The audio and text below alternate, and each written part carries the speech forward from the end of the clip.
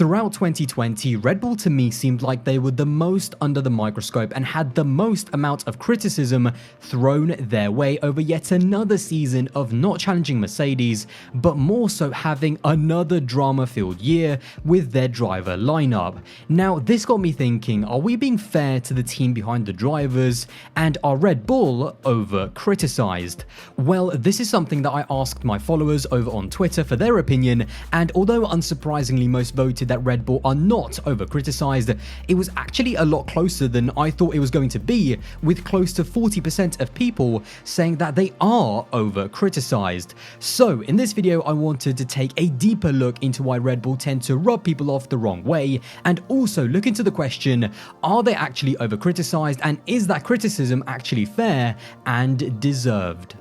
Now actually guys, really quickly before we do get into the video, I have some unbelievably amazing and exciting news that I really want to share with you, which is that, as some of you may know, I recently partnered with Veloce as a content creator, and I am very excited and happy to announce that me and Tomo, who I'm sure many of you guys know, have our very own podcast on the Veloce channel. Now in this podcast, we are going to be talking about everything Formula 1, and of course we're going to have some great conversations, a few little debates there and there. Things might get a little bit heated, you guys know me, but yeah, I am just so thankful and so happy. And our inaugural episode came out just a few days ago, and it was on the subject of Aston Martin and Sebastian Vettel in 2021. So guys, once you finish watching this video, definitely go and check it out. Again, it will be right at the top of the description, and also don't forget to support the Veloce family and subscribe to the Veloce channel for so much amazing content and so many amazing future videos that we have planned in 2021. But anyway guys, enough of all of that promo, let's get into this video and talk about Red Bull.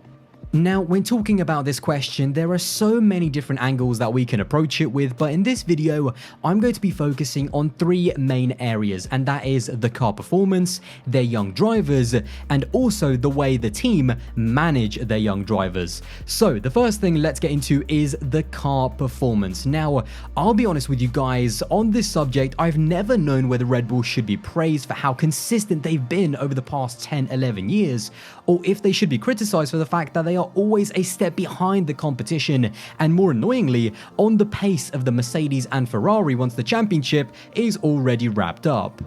Now again, Red Bull have been arguably the most consistent team over the last decade, and really quickly I'm just going to throw you a few stats your way by looking at the average in terms of where the big three teams have finished in the constructors over the last few years. Now for these quick averages, I've actually done it for the previous decade, and I actually included the 2020 season as well. So these will be the average constructors positions over the last 11 seasons. Now although Mercedes started the decade as a midfield team, the fact that they then went on to win 7 consecutive constructors titles in a row, it obviously comes as no surprise to see them have the highest average constructors position over the last 11 seasons of exactly 2.00. After Mercedes, it's the ever consistent Red Bull, who have the next highest average of 2.10 over the last 11 seasons, with Ferrari in third place with an average constructors position of 2.91. Now, the thing is, even if we remove the 2020 season in which Ferrari fell off the face of the planet by finishing in 6th place, they still don't overtake Red Bull, even if you compare just the last decade in isolation. So, on one side, I've always felt that Red Bull do not get enough credit for being arguably the most consistent team over the last 10-11 years, if not the most successful. But at the same time, whilst I do commend them for always being a front-running team, their inability, especially for the last 7 years, to make a championship capable car is just not good enough. And this is where my frustration really comes in, because although Ferrari have been inconsistent, at least they managed to produce cars that actually challenged both Red Bull during their dominance in 2010 and 2012, and then also produced 2 cars which were capable of challenging Mercedes during their current run of dominance in 2017 and 2018. Something else that has frustrated me and many others is the fact that over the past 4 years since the new regulations came in 2017,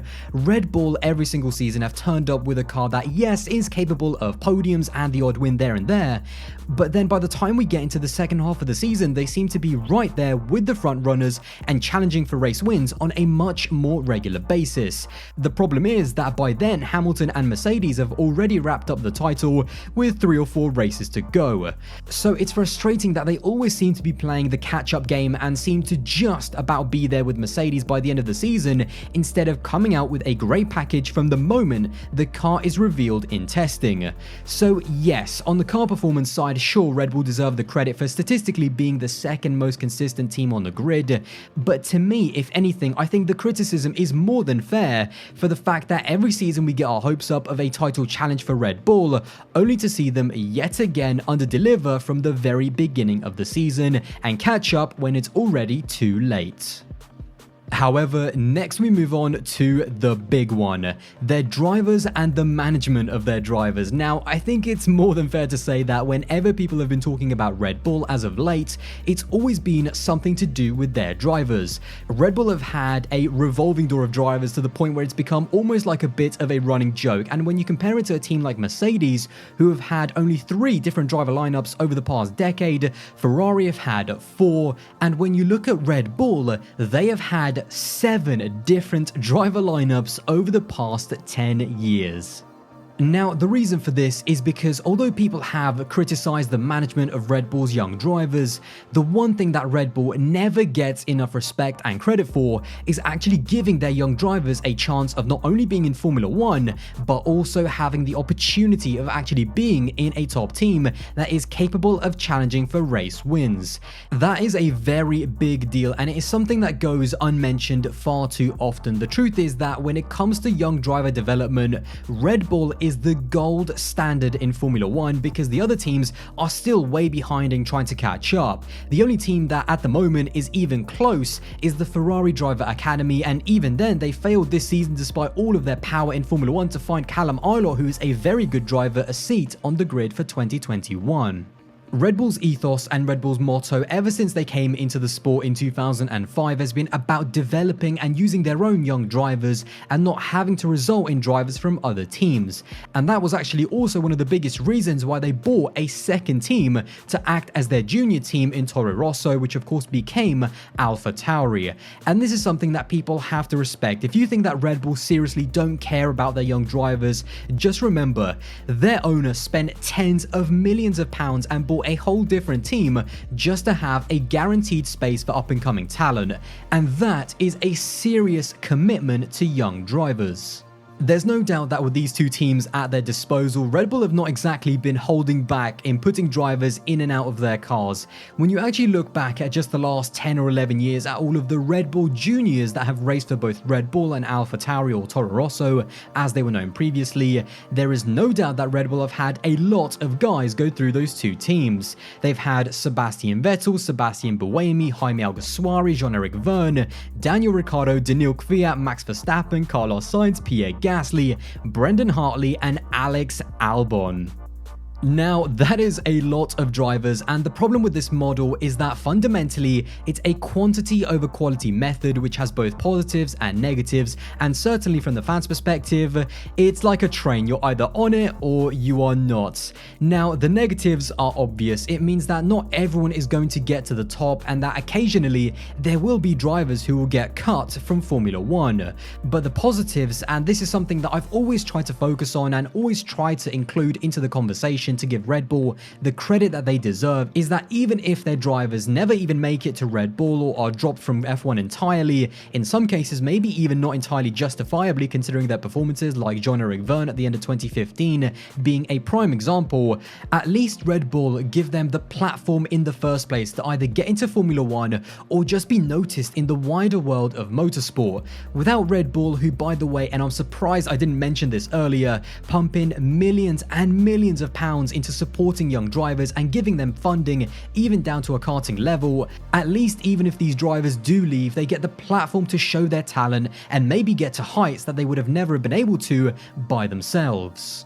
That's the thing, lots of Formula 1 fans have this perception that the world of motorsport is just the F1 bubble, and if you don't make it into Formula 1, or even if you have to leave to join another series, then you're immediately a failure, and that is just not true. So even when it doesn't work out and a Red Bull young driver is dropped from the sport, or even never gets the chance to fully move up to a Formula 1 drive, even to the junior team, it doesn't mean that they're a failure, it doesn't mean that they are a bad driver, and it also doesn't mean that their time with Red Bull Bull as a junior was a complete waste because loads of ex-Red Bull juniors have gone on to have incredible careers outside of Formula 1. As an example, Brendan Hartley went on to become a two-time World Endurance Champion and a two-time winner at the Le Mans 24-hour. Jean-Eric Vergne moved into Formula E and again became a two-time Formula E champion. Sebastian Buemi went on to have a stacked career, winning the FIA World Endurance Championship twice, winning the Le Mans 24-hour 3 times, and on top of that also become a Formula E champion as well. And Jaime Alguersuari, well, he actually went on to become a DJ, so yeah, you just never know where life is going to take you, but whatever makes you feel happy, man. However, despite all of these positives, there is no doubt, and even I'm not going to let Red Bull completely off the hook from this, that at times the management of their young drivers, especially when they get to the top team at Red Bull, and the way their two drivers work together has also come into question and has also come under very heavy scrutiny. At the heart of this issue is both Christian Horner and Helmut Marko, two very interesting and very divisive figures in Formula 1. Now, I'm not going to irrationally bash them and say that they don't know what they're doing, because obviously that would be ridiculous given the success that they have had both with Red Bull, winning 4 consecutive Constructors World titles, and also the success that they've had developing some of the best Formula 1 drivers over the past 15 years. But there's no denying that as of late, something just has not been right, and in fact, even going back to their glory days of winning titles with Vettel and Webber, there were always a lot of questions from fans over how much preferential treatment was given to Vettel, and of course, even now, over the past couple of years, it seems more and more like it's not Red Bull running the team, but more so Max Verstappen with an endless revolving door of different teammates. So in terms of the criticism that both Horner and Marko have received as of late, in my opinion, it's absolutely justified because something is not working and something about these young drivers coming up into Red Bull is just not clicking. So at the same time, and to wrap up this video, have Red Bull almost been caught up too much in their own success, in the sense that although they do back these young drivers by giving Gasly a chance at Red Bull and then by giving Albon a chance at Red Bull, where has that got them in the last couple of years? Now they've turned to Sergio Perez, and for the first time in over 10 years, they've turned to someone outside of their Red Bull Junior program. Will it be the right choice? Will he save the team? And is he the last piece of the puzzle? Only time will tell, and there is no doubt that regardless of what happens, Red Bull, rightly so, will be under massive pressure and scrutiny by both the fans and the media.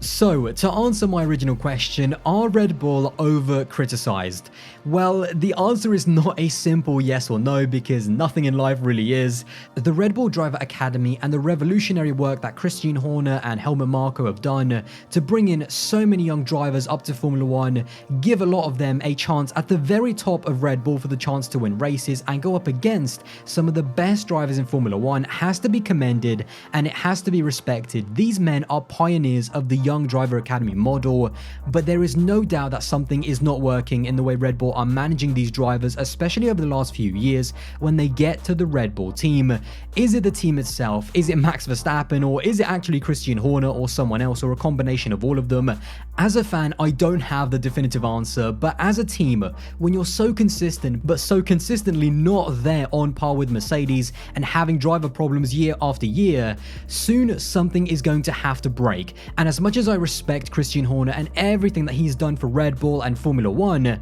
we might soon have to have a conversation as to whether or not he is still the right man to lead Red Bull into their next era. Well guys, there you go. That is my video on Red Bull. Now, let me know all of your thoughts in the comments box below. I can't wait to see what you guys think, because I know that Red Bull is such a heavy topic, and you know, at heart as fans, we want to see this team do well. We want to see them challenging for titles and challenging Mercedes, but clearly something is just not right. So let me know your thoughts in the comments box below. And also, as I said earlier in the video, don't forget to check out my brand new series with Veloce Talking Points that I am very proud to be a part of, where we talked about Aston Martin and Sebastian Vettel in 2021. So yeah, head over there, subscribe to Veloce and support that series as well. I would be massively thankful, and I hope you did enjoy this video. And if you did, then don't forget to drop a like, smash that subscribe button, and don't forget to check out my social medias. Instagram and Twitter will be above. And guys, I will see you in the next one. Bye guys.